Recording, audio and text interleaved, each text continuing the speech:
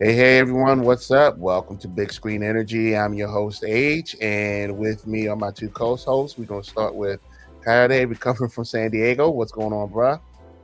I survived. And right below me is Mike. Mike, what's going on? Not much, man. I'm here. Let's get it. Uh, all right, let's get into it. So, we're going to start off. If you've seen the title or somehow you missed the title, we're doing a spoiler cast for Fantastic Four. Came out last week. Just about everybody who wanted to go see it has seen it. So, we're going to talk about some details. So, we're less than a minute in. If you are still watching and you've not seen the movie and you don't want to get spoiled, turn it off. Get out of here. Go away. Go. Because What's the as soon matter as I with get you? a minute in, I'm just going to start, and we're going to start now. Kade, you saw it. hmm What did you think? I enjoyed it. I had a good time with it. I love the tone of it. I love the whole retro vibe, where it basically looks like whatever the '50s World Fair approximation was of the future.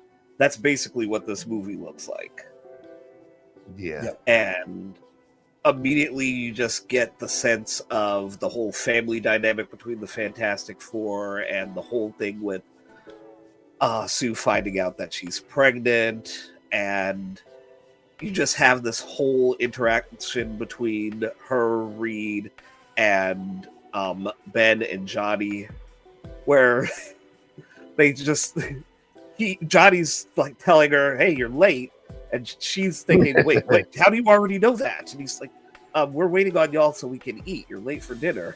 And Right. Ben is already clocked it. He's like, Oh yeah, 100%. "Are you pregnant?" I was like, so I mean, right off of the bat, it's very fun in that regard, and I think in terms of the idea of presenting the Fantastic Four as kind of like these celebrity superheroes and just having a nice overview of what they've done, how they got their powers, and not spending a lot of time on it, and being able to just sort of jump right into them just kind of living their lives. Because it doesn't seem like there's a lot going on. They kind of recap. They have certain action set pieces in it at the beginning, but they're framed as recaps of adventures that people are talking about on TV. And you have all these moments where all of the people in New York are saying thank you. And we did have a great cameo from the cast of the Roger Corman Fantastic Yeah. Four film from the mid '90s. So That I was thought never that was great released. that that was never released, never supposed to be released.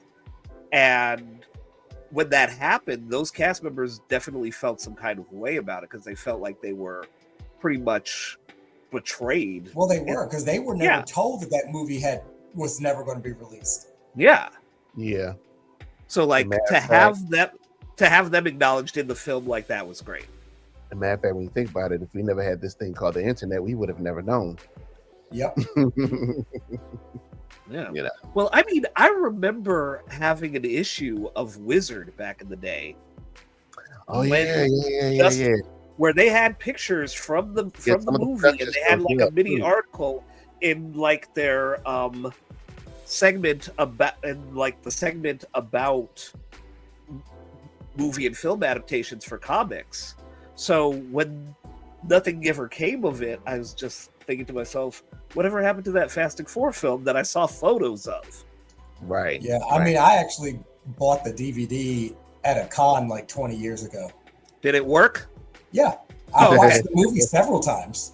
No, because I remember when I used to get bootlegs at comic conventions back in the day, and sometimes those joints worked, sometimes they didn't. Oh, I mean, I've bought tons of them. They've all worked. I mean, the quality was shit, but they've all worked. All right, Mike. Nah, So, what was your take? I mean, I really enjoyed it too. Like how they said, the retro futuristic aesthetic was phenomenal. Um, I think all the cast members nailed, their characters Yeah, perfectly. I was actually pleasantly surprised with Pedro Pascal as Reed Richards, because I was one of those that's like, it's not like I'm not a Pedro Pascal fan, but it's just kind of like I didn't think he fit Reed. But the way he played him very awkwardly, and he had his own cadence to his voice and everything like that, it completely worked. Right. Self-doubt that he had, and the reluctance of being front and center.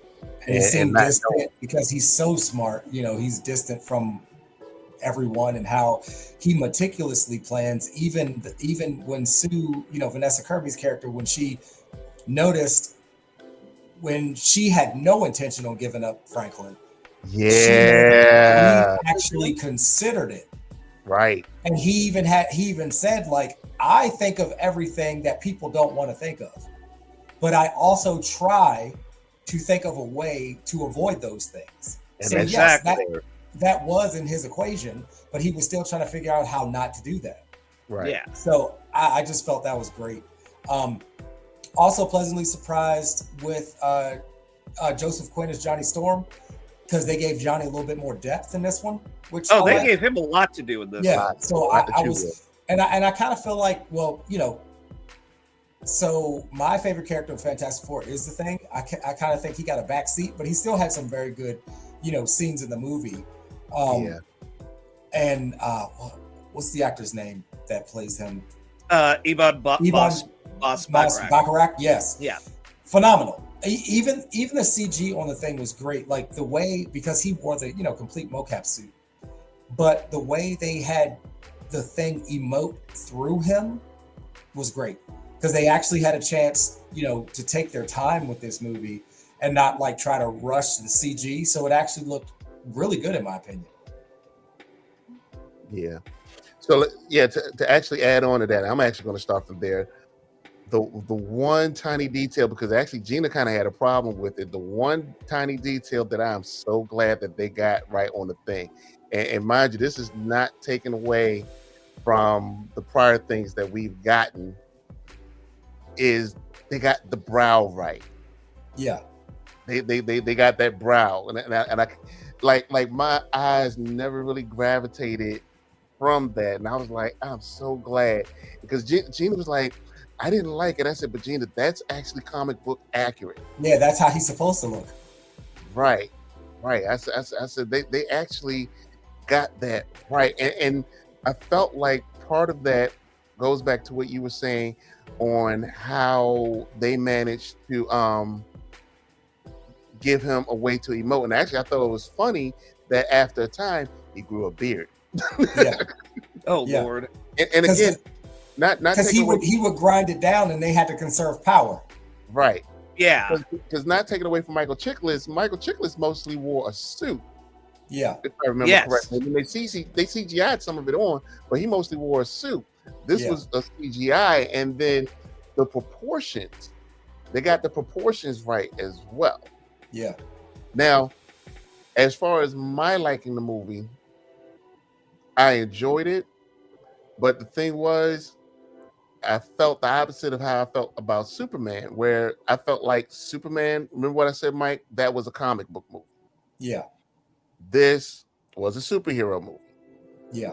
It wasn't necessarily darker, but it was a lot deeper. It definitely was a Marvel film. Yep. I really felt like definitely this was a Marvel film, and I definitely agreed with you guys on the aesthetics. The aesthetics was really what blew me away. How they managed to kind of nail that, because it felt timeless. I think with this one, it was more going for that pulp sci-fi yes, tone to it, where you wouldn't necessarily specifically associate that with comic books. You would associate that with comic books, but also with sci-fi novels and television as well.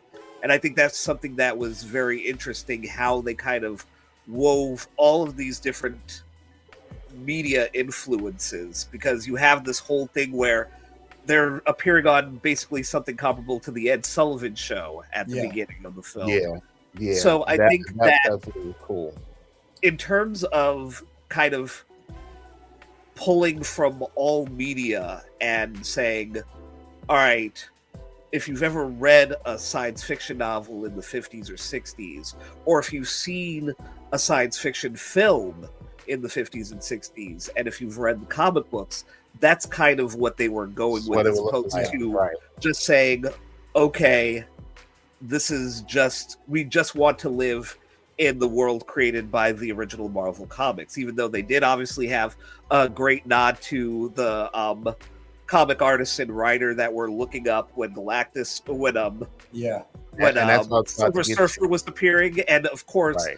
the whole idea that Earth 818 is a reference to Jack Kirby's birthday. Jack Kirby's birthday. 828. 828, yes. Yeah. So wait, yeah. 828 is a reference to Jack Kirby's birthday, which is August 28th. Yeah, but definitely, I was really. Well, you know what? Here's the thing, and this may sound a bit cynical.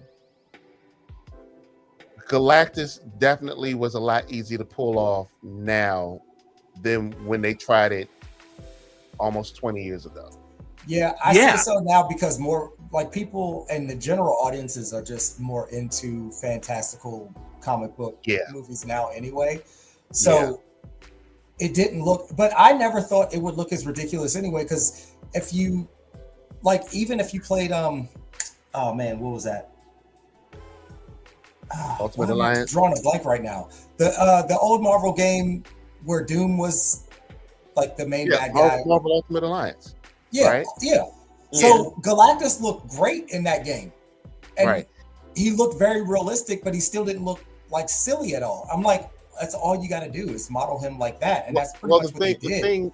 the thing was, and this is what I was explaining to Gina afterwards. The thing was with Galactus, just like any other character, his proportions were based on whomever was writing him at the time. Because I mean, you know, up to and including Stan Lee and Jack Kirby, because you know Galactus was a world eater, you know, so he could be as big, if not bigger, than the planet he was devouring. Right. But at times he could be small enough in proportion, because I mean, mind you, he got small enough to be like a large kaiju Yeah. roaming Yeah. through New York, and still somehow was walking the streets with room. But that to me was the problem that they had last go round when they tried to bring him in the last Fantastic Four movie, because he was just nothing but a big shadow, because again, we didn't have the tech to do it. Yeah. But in terms of how the story went and how this story was going, that's also what helped make this character a believable character, because you know Galactus is a hard character to pull off. You know, because like I said, you know, it's the whole proportions thing. Then the thing with him wanting to, you know, get Franklin to succeed him. Yeah. It's like, okay, you know, like make this whole thing make sense, and you managed to do so. You know, he was a very credible threat. Yeah. And then it's just them having to take him on. One other thing The was stakes felt really high in this movie. yeah, Yeah. and that's why I said this definitely felt like this was a Marvel movie, you know, because that's what they do. We're gonna take things and make it seemingly impossible. So even coming back to the dynamics, now I've seen people complain about, you know, Ben and Johnny, and people were like, well, that's not how they. I was like, you know, now mind you, I never read that many Fantastic Four comic books, but I read enough of them to know they nailed the dynamic. They But did. the bigger thing to me was the stakes were already high enough with Galactus wanting to devour this planet. But then at the same time, I'm still sitting there.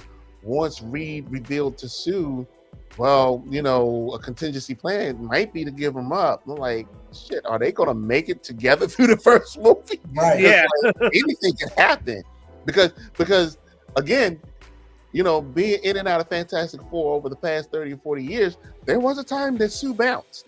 For those that don't remember, Sue bounced for a minute. Yep. She sure did. Because like I said, Reed has been emotionally distant. Like Yeah. Imagine they had what, 2 or 3 kids? two. And Yeah. Valerian and Franklin. I could have sworn it was a third one, but you know, Nah, just Valeria Franklin. Yeah. Yeah. Yeah, and then that's going to be the question if we all, if we're ever going to get Valerian and all this too. I'm sure But she'll show up. But yeah, now I'm gonna say this before I forget. There was one particular spot where I thought Marvel dropped the ball, and this was actually before the movie came out.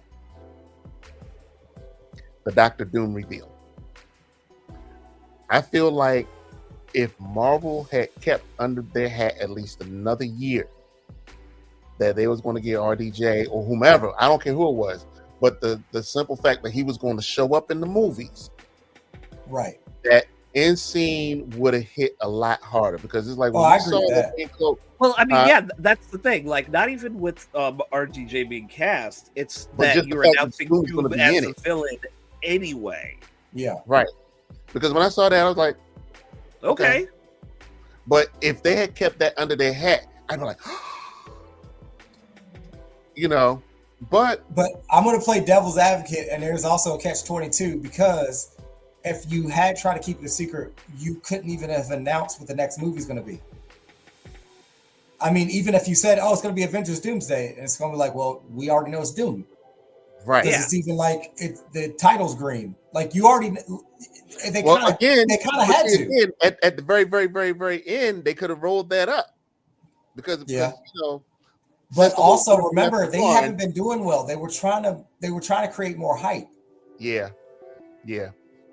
I mean, that's the big thing with Marvel, where they've just gotten so big as far as what they're doing. Something's always got to lead somewhere. Yeah. And yeah, you had the Doom, because that was like last Comic-Con, right? That's what I'm saying. That was last year. That was last Comic-Con, and you wonder what they would have done for Comic-Con there anyway. Like, would they have just announced that the Russo brothers were coming back? Would that have been enough to hype things up? Right. I don't know, but I do agree with Harry, the idea that, okay, if you want that moment in the after credit scene with Franklin and Doom playing with him to really hit, the only way that really hits is if you had no idea that Doom was going to be the next villain. And I 100% agree. I just know they had to reveal it because they wanted to reestablish some kind of hype with the brand, because I get that continuously going downhill. Or you could have just recast Kang, but that would have made too much sense. Right, exactly. Yes.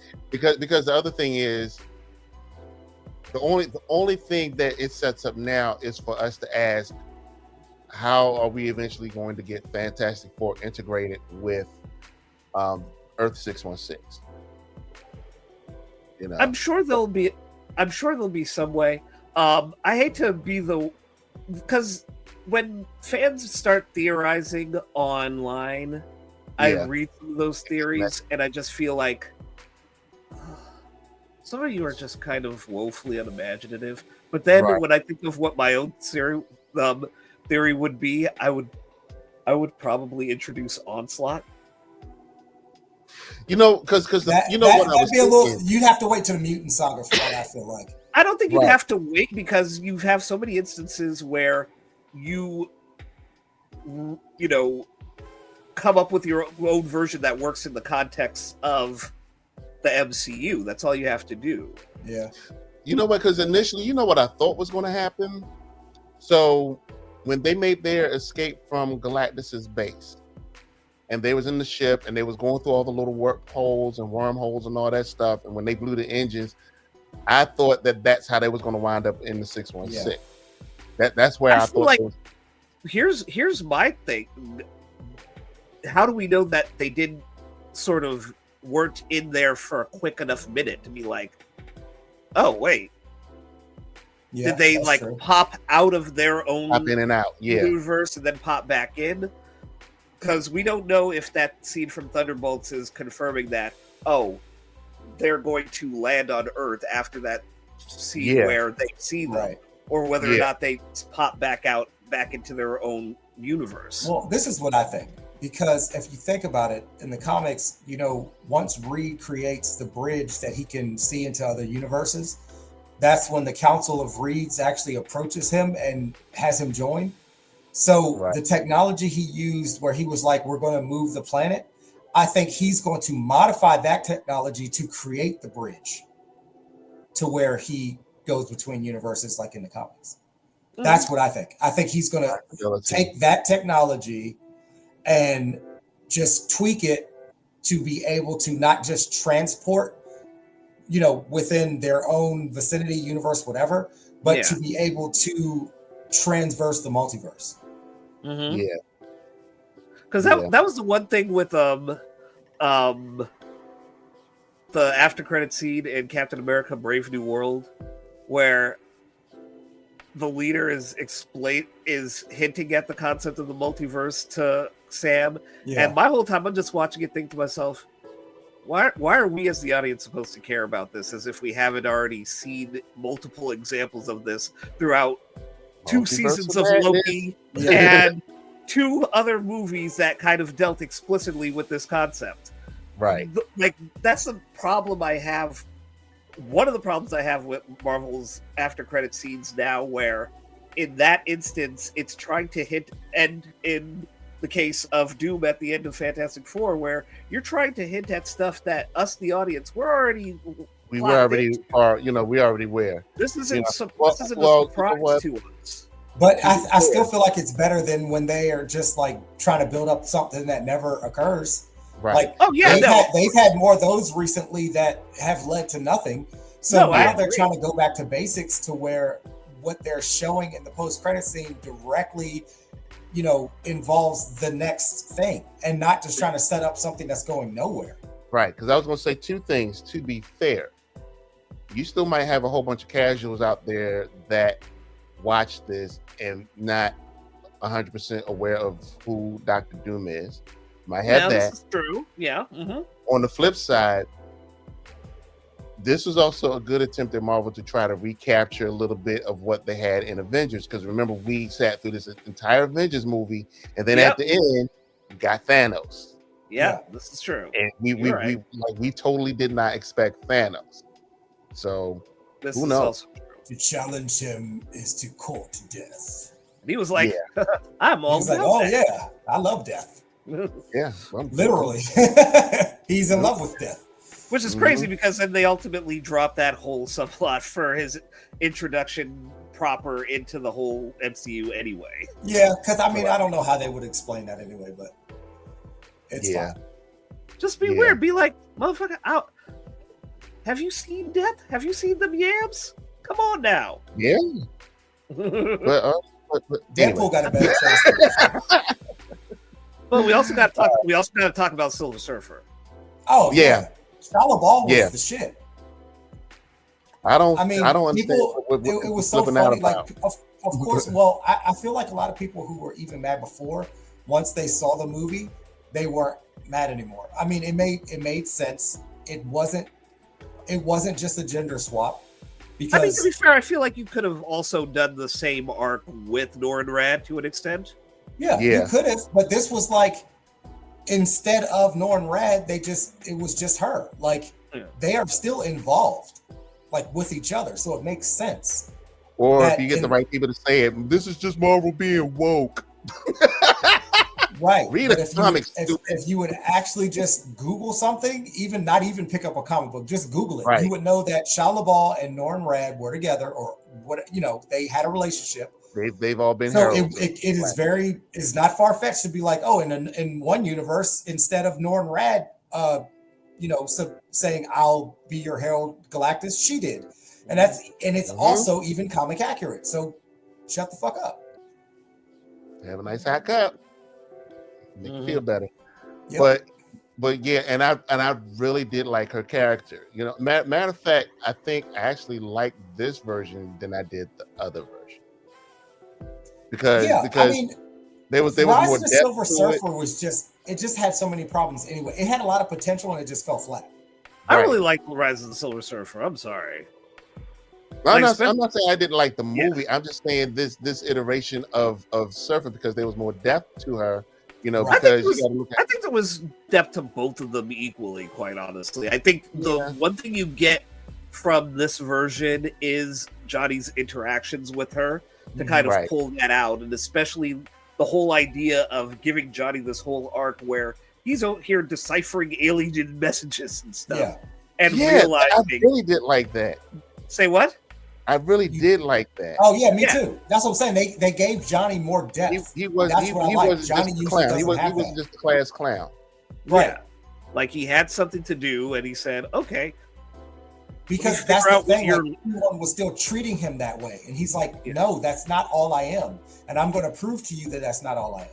Yeah. That's character development. That's growth. Mm-hmm. Right. So, all right. So we are going to wrap this one up, and I'm going to go around everybody on a scale of 1 to 10, with 10 being the highest. Kaede, what you give it? Solid 8.5. Mike? Yeah, 8.5. I'm at 8. I'm going to be the contrary one here.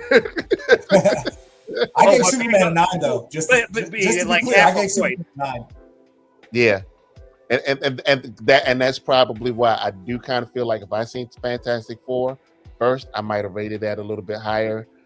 But yeah, Superman kind of did it for me. I really do feel like I enjoy Superman more than I did Fantastic Four. And again, it's not to say Fantastic Four was a bad movie. No, not at all. They're both great. Both of the movies are great in my opinion. But like I said, Superman was a comic book movie. This was a superhero movie. Yes. So, all right. So as we work our way out, Mike, tell everybody where they can find you. Big Mike's Real Reviews on all platforms. That is REEL, as in a movie reel. All right, Kaede. I guess with the interviews I shot at San Diego Comic-Con, now's a good time for y'all to check out my YouTube channel, which is at Random with Ken K. That's KENK, like it says on my screen here. So be sure to check that out. I got interviews with a couple of comic book artists, as well as Mr. Larry Houston, who's the director for the entirety of the Fox animated X-Men series. Very nice. So that is up on the YouTube page right now, and go look back in the back catalog. I talk about all sorts of fun stuff. All right. You're wearing a collared shirt. You might as well pop it right now. There you go. And me, I'm Bishop Cosplay, wherever you can find me. And that's pretty much it. So thank you all. We'll come back to you sometime soon with some more movies to talk about. Other than that, we out. Later.